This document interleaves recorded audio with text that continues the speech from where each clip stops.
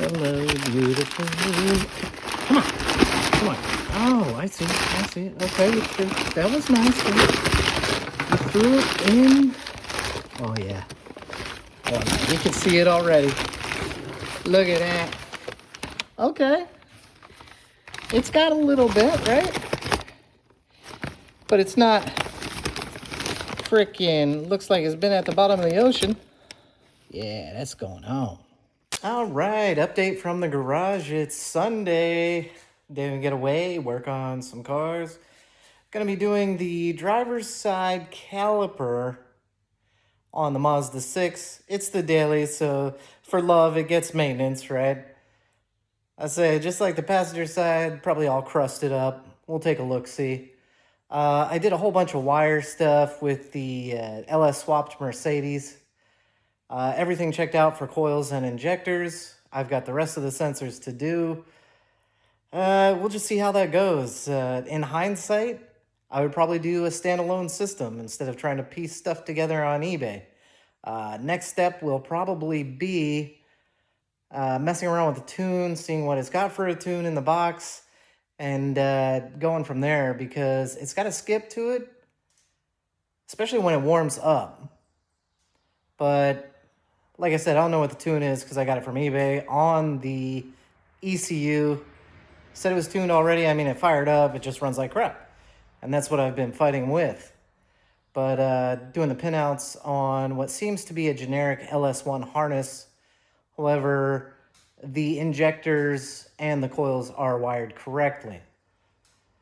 So that's been putting a little damper on getting it over to the exhaust shop. But I'm thinking, just get over to the exhaust shop so I got a solid exhaust so I'm not working with the giant exhaust leak. And then going from there. So maybe this week, since last week was absolutely crazy in my day job, we'll try to get the LS swapped Mercedes over to the exhaust shop. When I get this all taken care of, since I'm spending money on the project car or on the daily, got to do both on the same day, right? So yeah, we'll throw a caliper from South Carolina on this sucker. And then play around a little bit, probably with the LS swapped Mercedes. I knew it. I knew if I didn't bring my laptop down, I'd need my dang laptop. Oh yeah, it's going to be a good day when we get to use the aluminum jack. The one that feels like you're just pushing around air. And of course, we'll be working on the Mazda 6. And I don't know if you guys knew this, but here in the Rust Belt, as you can see, there's no bottom of that fender left. But as I was saying, here in the Rust Belt, we don't really like to jack up along what they call the rocker panel here. Because it's more like a mythical creature.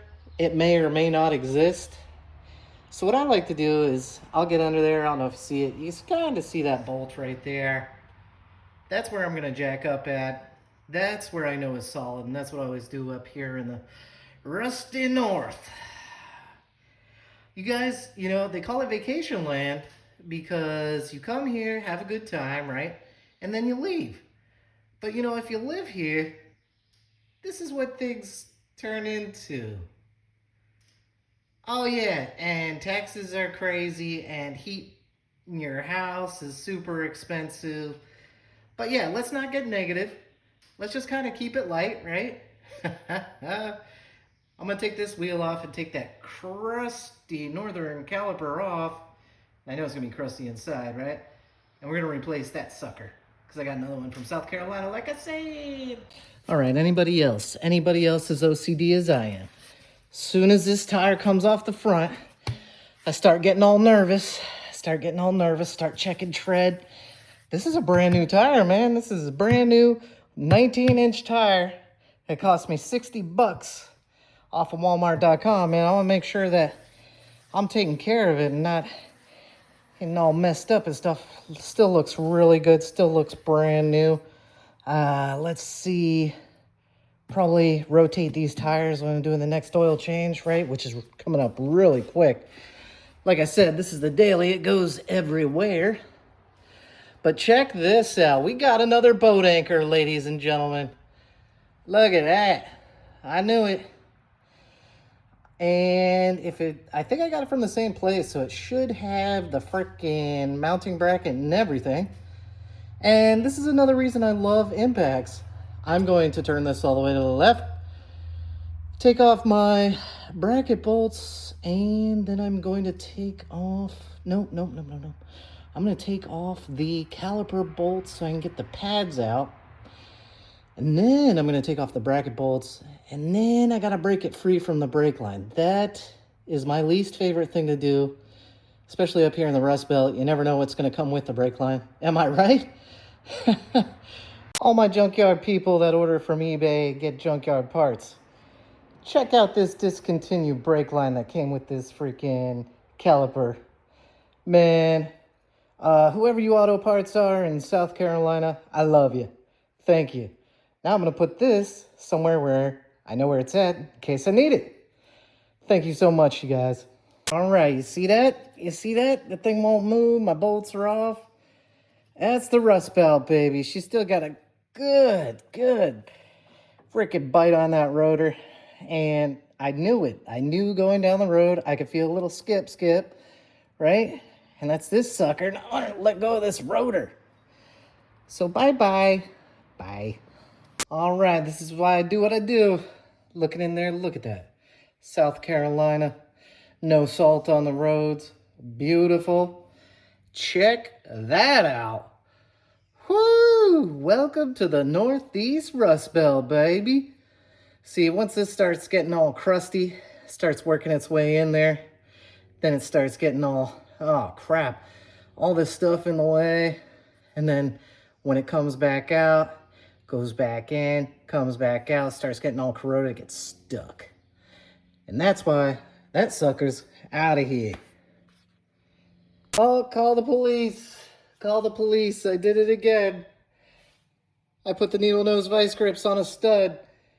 Man, when I did this last time, TikTok had a field day. They're like, what are you doing? You just ruined the stud. Lightly clip it, people. It's just a little click, okay? We're not squashing the teeth, the threads, you know? Just a little click on there so I can get the rotor up against the hub right there, see? Yeah, in case you're asking, yeah, this is the Northeast. Yeah, everything's rotted off. But yeah, you can do that, okay? Just a light clip on there. Nobody freak out. Oh man, what happened to my brake bleeder? And do I need a doctor's visit? I just want to take a second and appreciate this factory Mazda stamp right here. Dang, I love eBay parts. All right, that is all done. I had new pads I threw in there. Dad did the brake pumping. And I think I'm going to go over to the other side and throw my new set of brake pads in that side while I got it here. You know, while I'm using the Featherlight jack.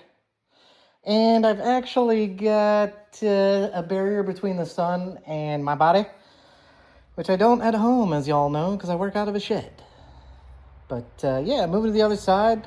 Hopefully we can avoid, I think you see like the two-tone, kind of like coloring from the breakage. Yeah.